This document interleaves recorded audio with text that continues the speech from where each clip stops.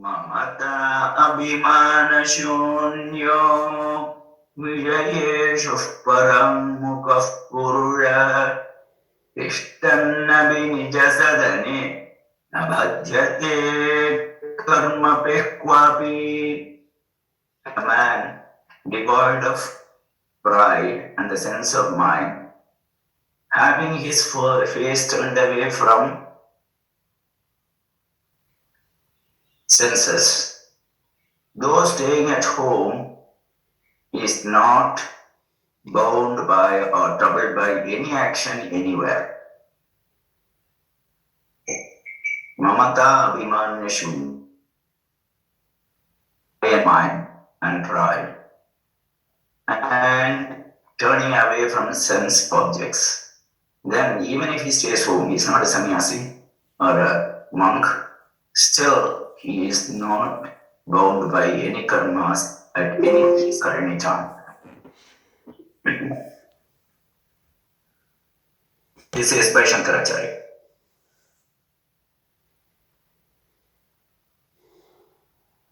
Thank you.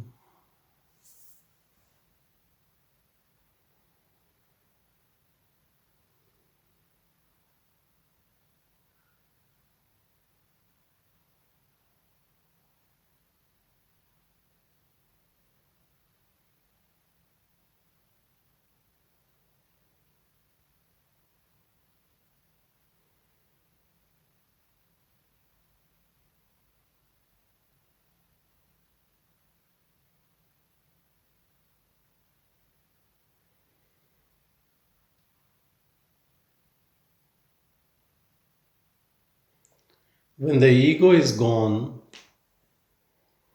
ego, which is the illusory name given to our perception that I am enjoying, I am doing.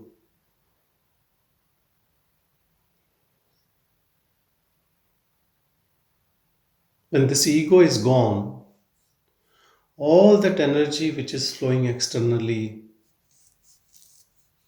into objects to derive pleasure, or I should say more of the time pain,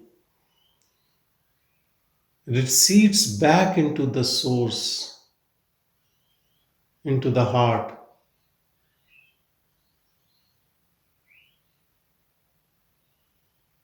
So any jnani, anyone who has realized the source,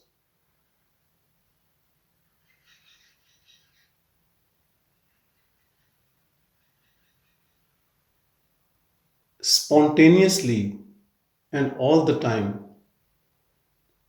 is enjoying that bliss, that peace. Even though there might be enjoyment and some joy and some pleasure in sensory indulgence, but because now energy is flowing in a reverse direction, it is not in his or her hand to make the other way flow happen. Acts of sensory indulgence or enjoyment might happen, but they have no value. As you know, people in group chats and parties, and they always say, I'm looking forward to it. I'm really looking for it.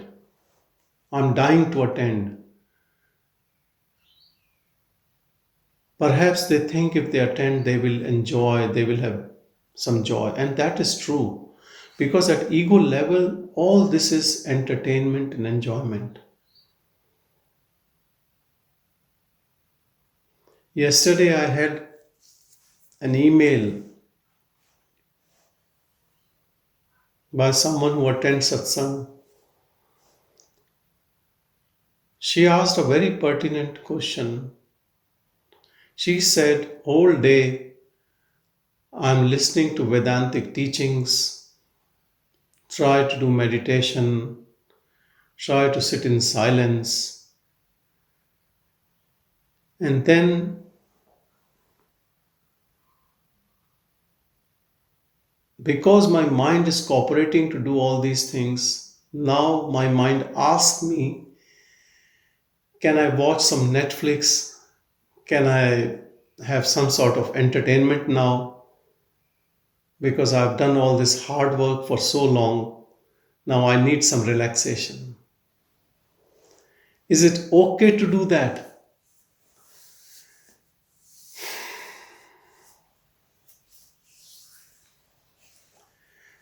Now, this is something what we need to understand.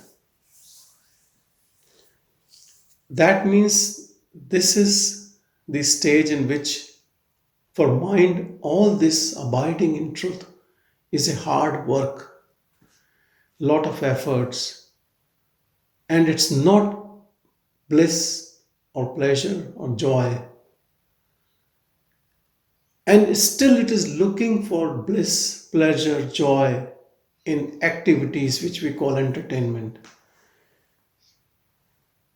What can I answer to a question like this? That means all the pleasure seeking is still outside, external, in beings, in objects, in situations. That is what the mind is still interested in that. And though this person is spending whole day in sadhana, you can call, but still you can say where the problem lies, why that bliss is not coming from within.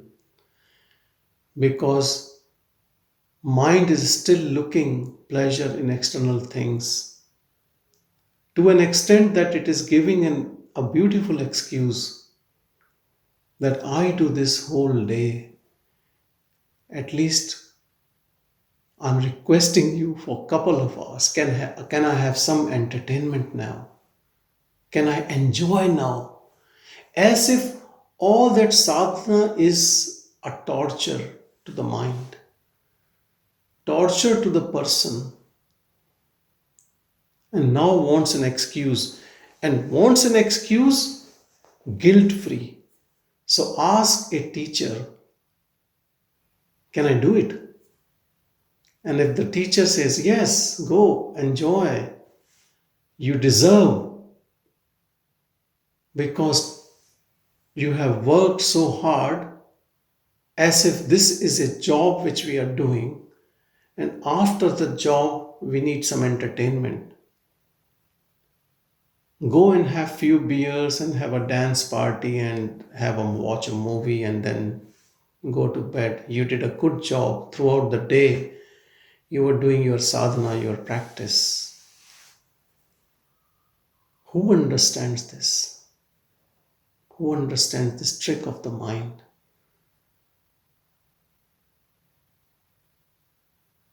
And I should say, there is no harm in watching a movie, going out with friends, do all those things, but try to derive your bliss from within. Don't be a beggar. Don't try to see that if you go there, you see something, or you watch a movie, or you are with friends, then there will be enjoyment. That means your mind is still not antarmukhi, not looking within. It is bhahyamukhi. It is having all the pleasure from external. That is what mind is. If you ask me, what is the definition of mind? Mind is this type of entity in us, which is always a beggar, looking outside to derive something, to take out something from things. While the infinite bliss is within us, mind has no clue. And so all efforts are to bring this mind, which is always looking outwardly, to get that bliss, or not actually a bliss even, pleasure and pain alternating. If somehow we can turn it, bring it to the source, and it sees the source, the moment it knows the source, then this question will never ever arise. That can I get 2 hours a day or 1 hour a day to have some entertainment? Understand this trick of the mind.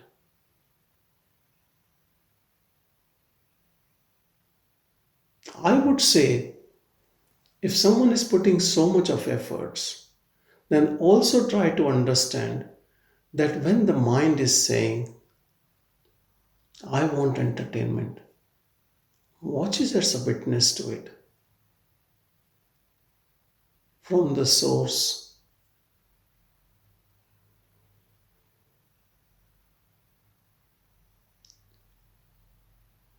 Rather than you listening to the mind, allow mind to listen to your own silence.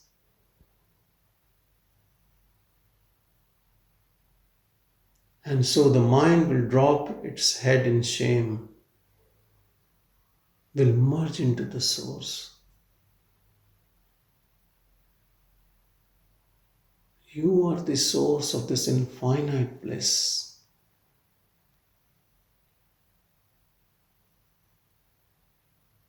We all have families. We are all householders. We are not living in a cave. And we have to attend all sorts of engagements, parties, watching a music play, movie. Sometimes you can't avoid even if you don't like. And that's okay. We are not here to fight against anyone. Watching something is not going to take away your bliss. And it's not going to add on to the bliss. So it's all okay. Everything is just there as it is. Accept in total acceptance everything.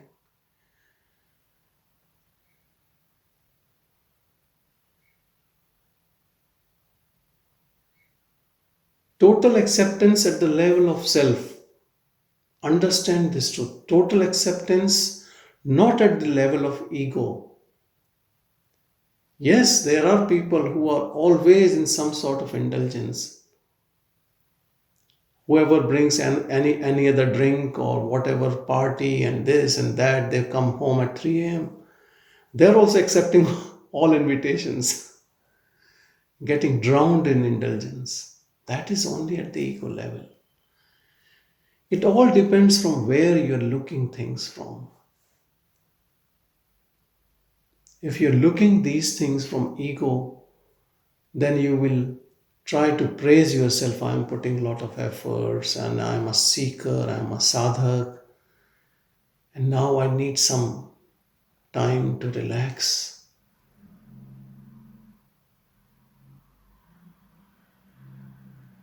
For a naive seeker, though he wants to be free, but he also wants to continue what he loves to, from where he derives pleasure.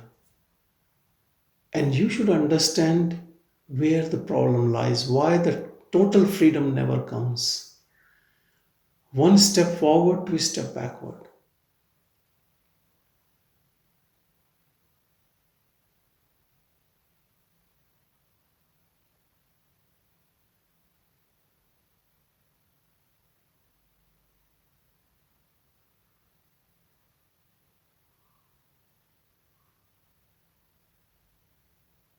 As pure awareness,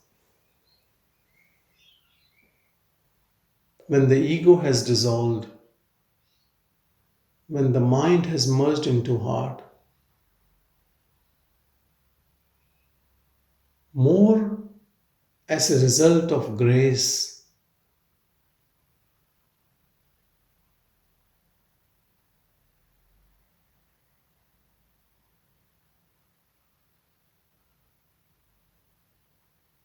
then what else needs to be done?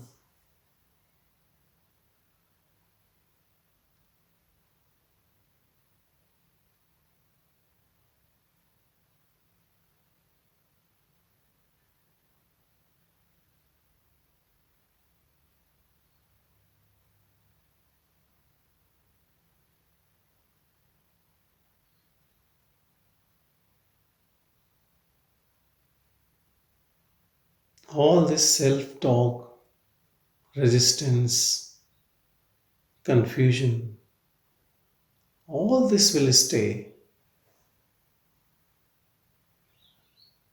till we keep this ego alive. Ego is the one which keeps talking to the mind. It is part of the mind only. You can call the one who thinks he owns mind.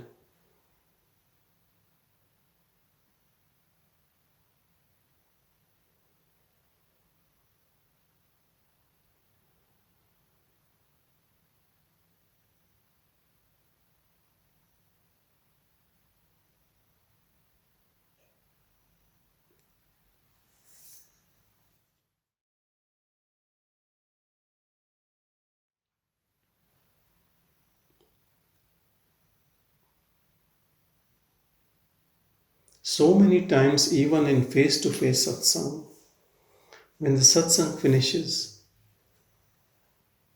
people are eager to talk about something completely out of context because the mind is feeling as if it is being caged. Though it is peaceful, but it behaves as a separate entity.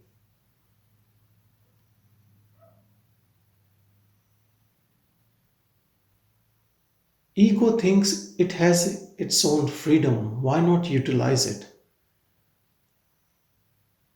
And this is the biggest mistake because any thought coming to the mind, it owns it and projects in form of words or action.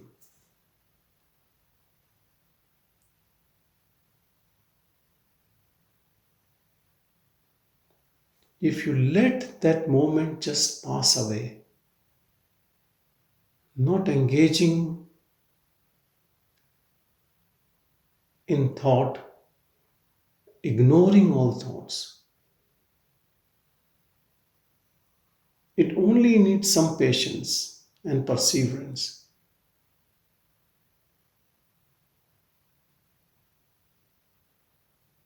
Then the silence will just take over everything. But if you keep engaging in picking up thoughts and acting on it,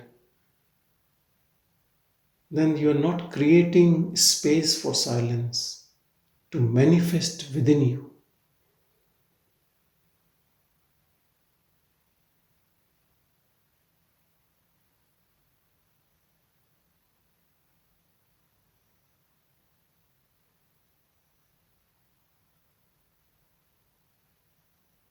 If everyone in the room is talking and someone says, keep silence,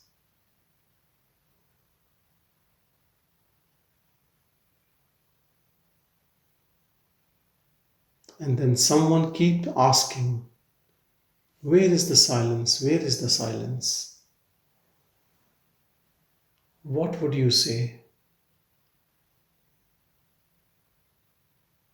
Stop asking.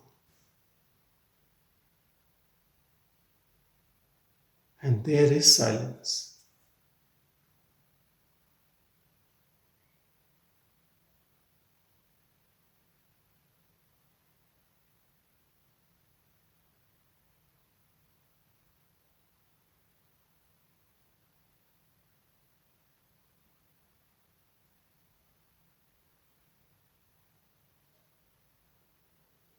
When thoughts are gone, names and forms have no meaning. Understand it is our thoughts which give meaning to things by judging, criticizing, liking, disliking, analyzing, putting our back memories with the new information.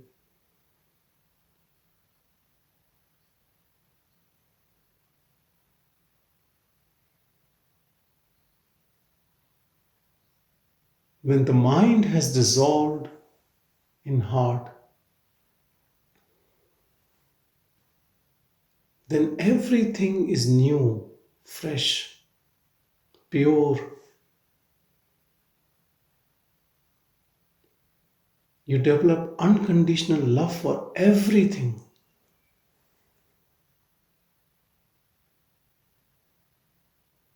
When the mind merges, you realize that all the faults which I was looking into people were all my own creation from my mind.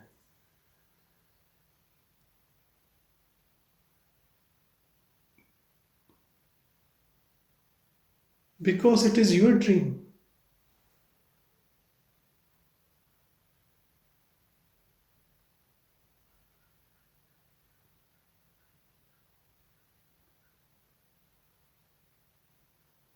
Then, when you meet people, you meet from the source.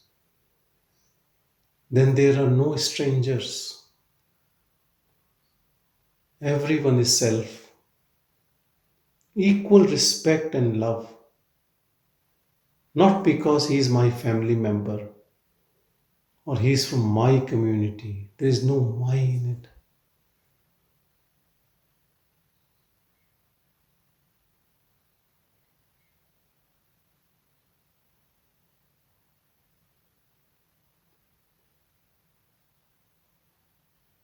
Abiding in the source, it doesn't matter how the other person perceives this body.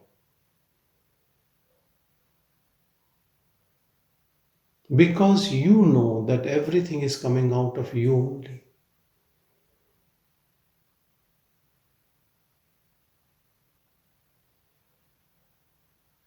In your dream, you are the one who is the creator of the dream.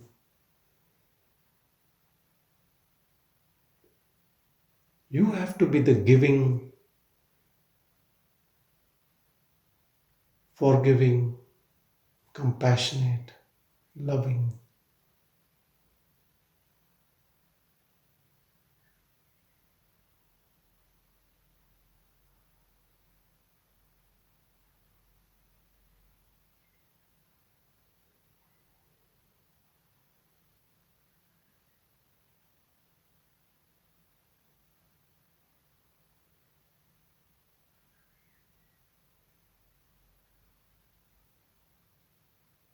We make ourselves very, very small when we behave as an ego, as an individual, as a person. And in that smallness, when we do an act of kindness, so many times we boast about it. That I gave this thing to this person, or I helped, or sometimes we can even post on social media.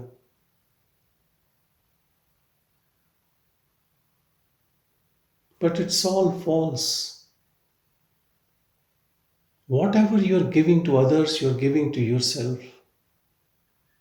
There are no others. Giving to others is not a problem, but giving to others, thinking them as others and yourself as an ego is wrong. Give whatever you want. They are all your part. But don't treat them as others. Otherwise, you're boosting your ego and you're taking away your freedom. And you will still be in bondage, though you might be the biggest philanthropist in the world.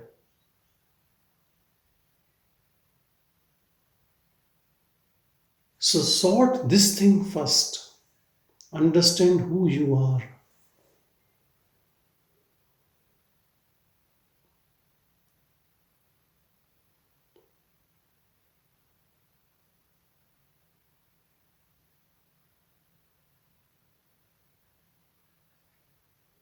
Don't try to act to be a good human being. You're already pure. You're already very good. Look in that goodness within you. Work from there. Stay there. Be at source.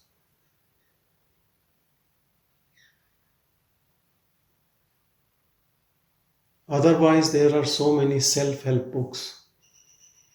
Don't lie, don't steal, don't be angry. Whole life you will try to change your personality. Throw away this person in a bin, then what is left is pure.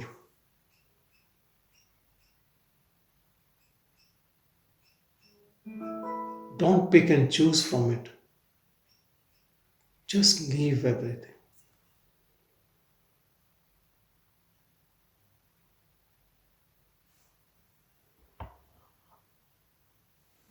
And the best way to leave is to abide in your own silence.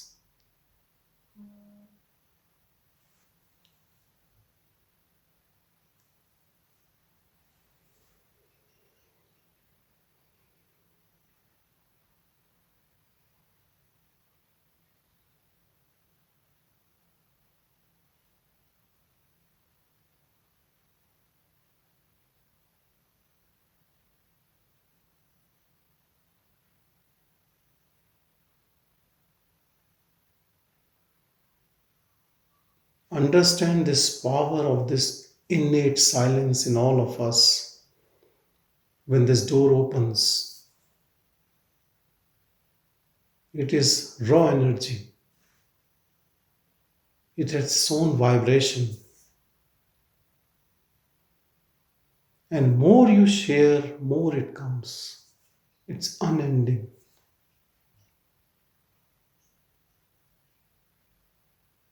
It gives so much of joy that you can't even share with anyone. Nobody will understand unless they are in that field or looking for it. And then this question will never arise that can I have some entertainment? Maybe half an hour each day? Look how small this ego mind complex is.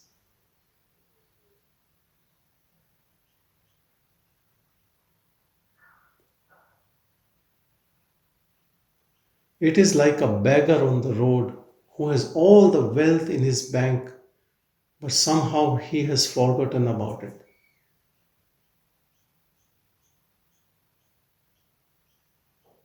And then someone comes and says, you have billions of dollars in your bank. Don't you remember?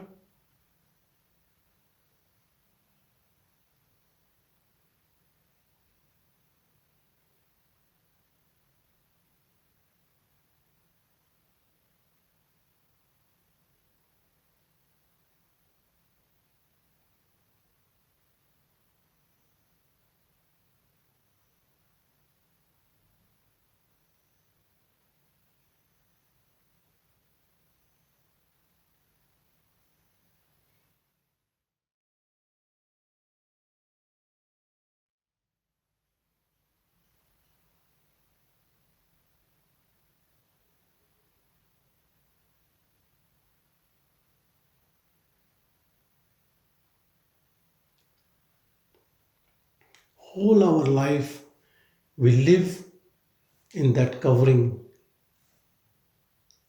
not in the essence. In yoga, they describe these coverings as kosha. Kosha only means layers or covers. This body sheath, annamaya kosha, food sheath.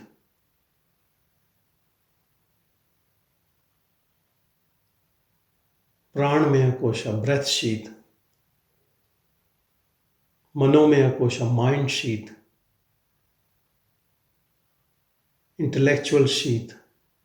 Sheath of bliss, which is actually the sheath of ignorance only, in which these are when not operating, but still there is ignorance. These are only sheaths. These are not us.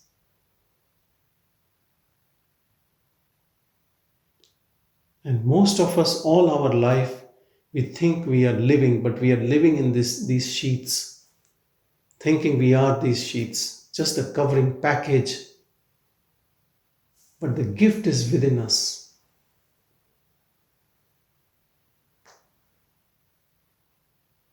That essence, tattva. But when we look within, we all can find it because it is in everyone.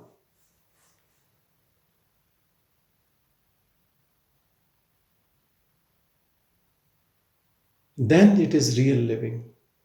And then it is eternal living.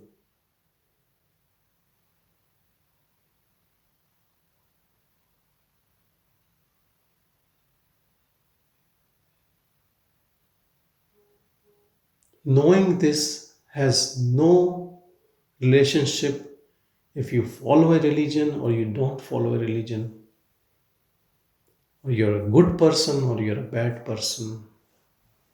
It's only comes to the person who is interested in it.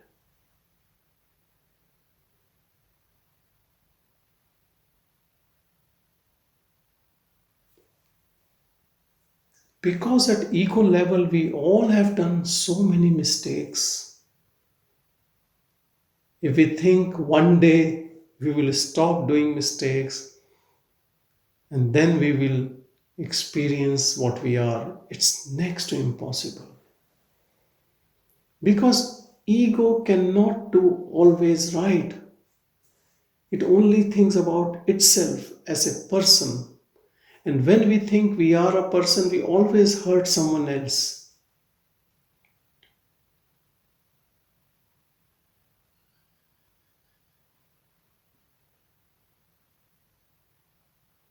Only thing we need to correct is correct our positioning.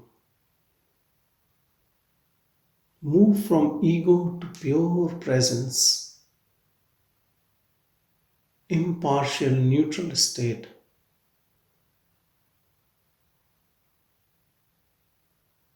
where you are always at ease. You are in a free flow, in harmony, and no resistance of any kind.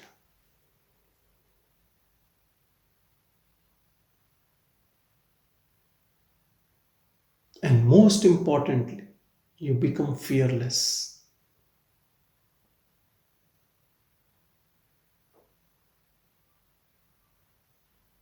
When you're watching a horror movie and you think it is real, you become fearful. But when you know it is just a movie, then you become fearless.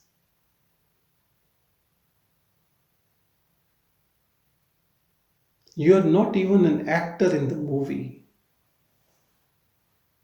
you're only a witness to it.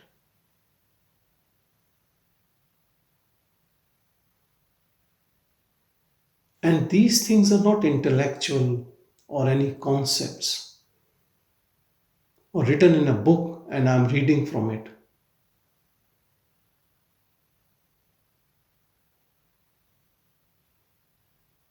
Or I prepared and then talking to you.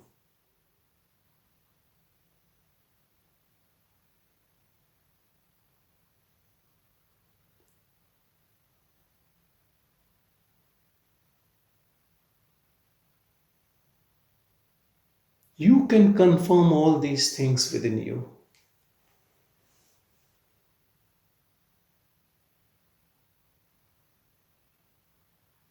Spend time with you, with yourself. Not with your mind, with yourself, pure self.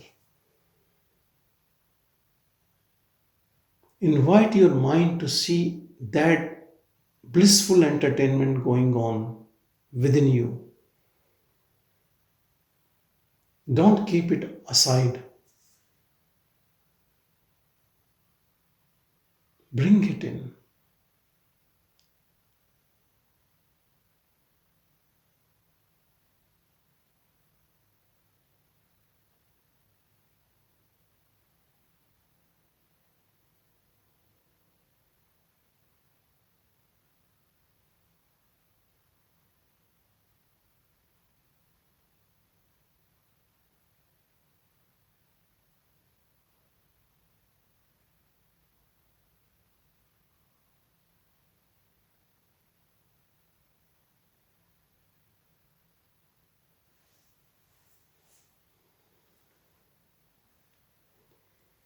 We all look for love outside in our partner, kids, family, friends, colleagues. We are love and we beg for that love. Some people cry and tell me, do you think I'm so bad that I can't deserve even this much of love from my partner or respect?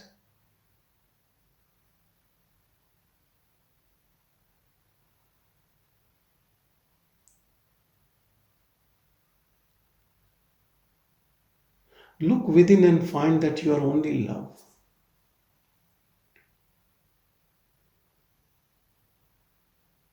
We don't have to depend on anyone else for it.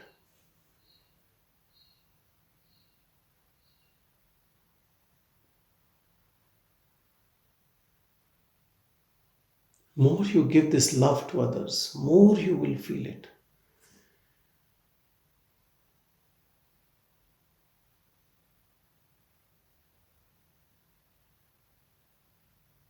Understand source is always about giving, not receiving.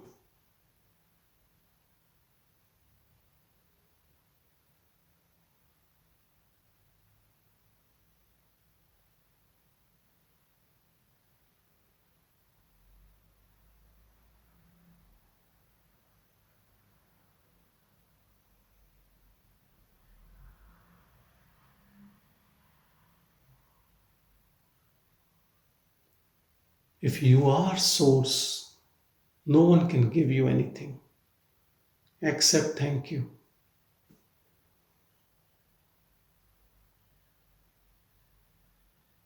When they feel that energy, when they feel that love,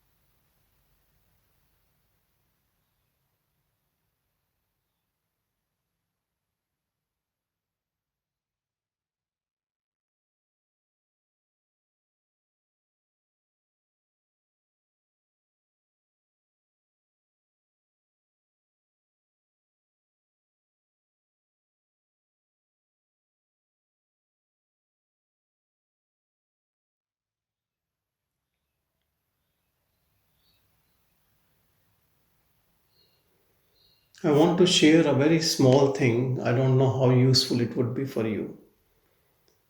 But I went to a road trip to Adelaide, which is not very far from Melbourne, for 3 days with some friends and families. And just a simple truth is so difficult to explain to people. Too much of planning and everything. You're having breakfast and you're thinking about breakfast next day. You haven't seen this place where you're going and you're planning what we will see next. You're taking away intuitively beautiful, and then you think, no, no, it's not. I will have to go to this place and find this thing and then I'll do.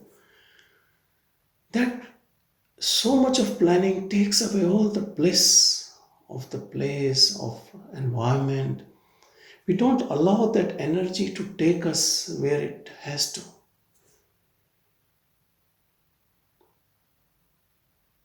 We believe more on gadgets rather than just exploring. I'm not saying there should not be any planning, but we do excessive planning about everything.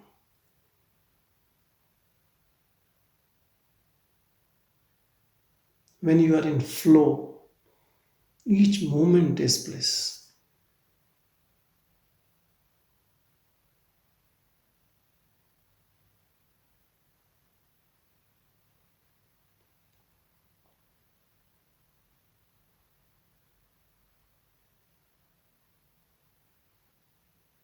Some things which we see around us, we don't appreciate them that well when we are in the mind.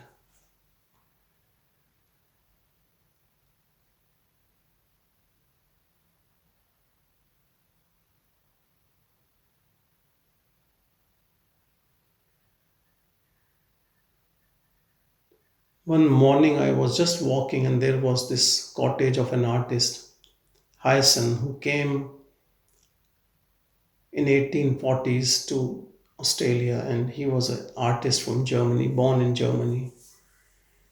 And they have this artist walk around that property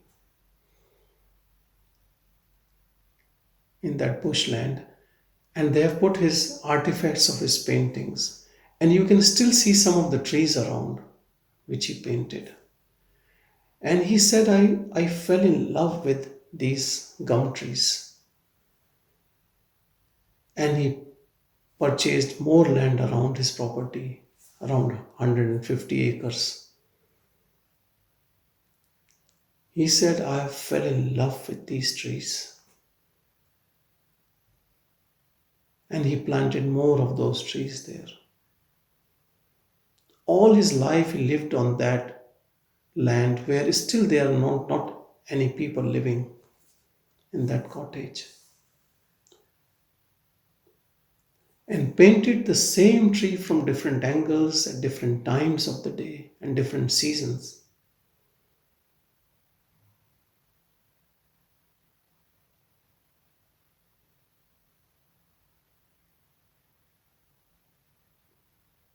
We can pass that area in our mind thoughts with agitation or whatever, and we will never appreciate that beauty around us.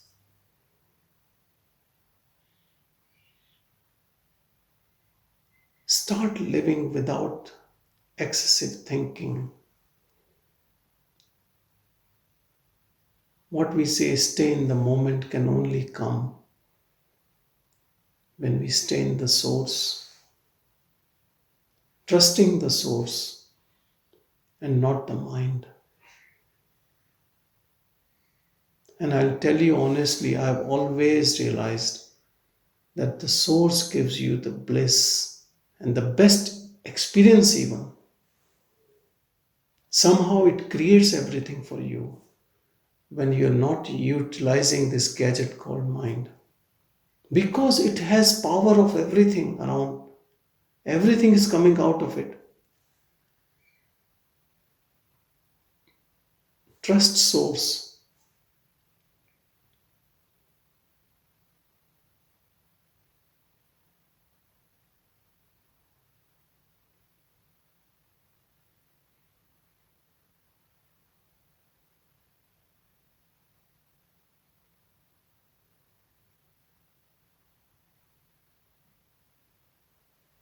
Even suffering can become blessing.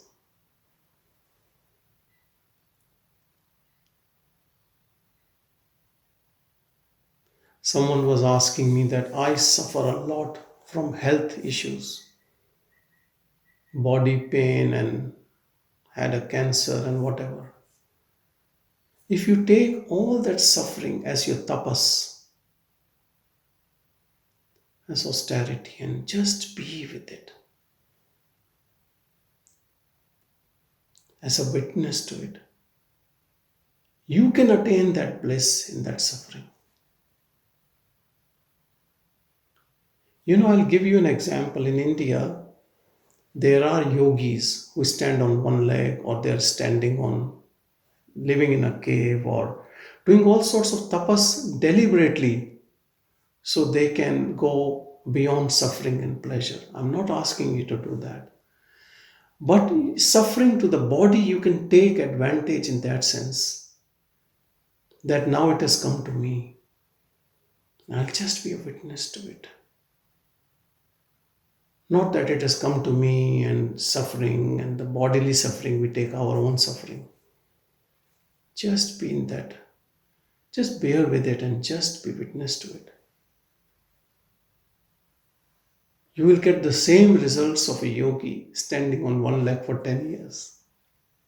It has come to you in your home, in your body, You just be watchful to it. I pray that you don't get any suffering, but I'm just telling you, we can make even suffering as a blessing.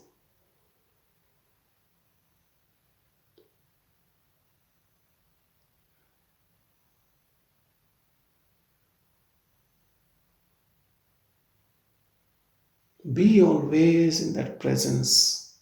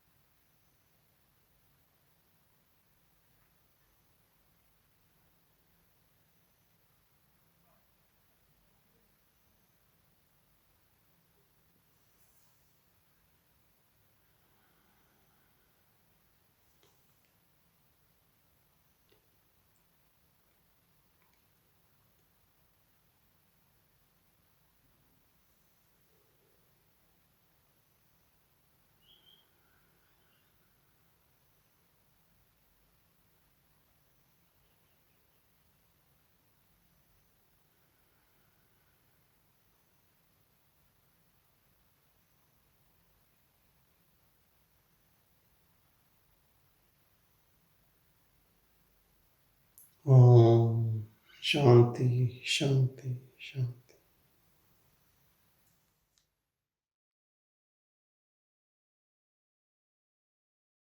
Thank you, Sanjay. Thank you, everyone. Thank you.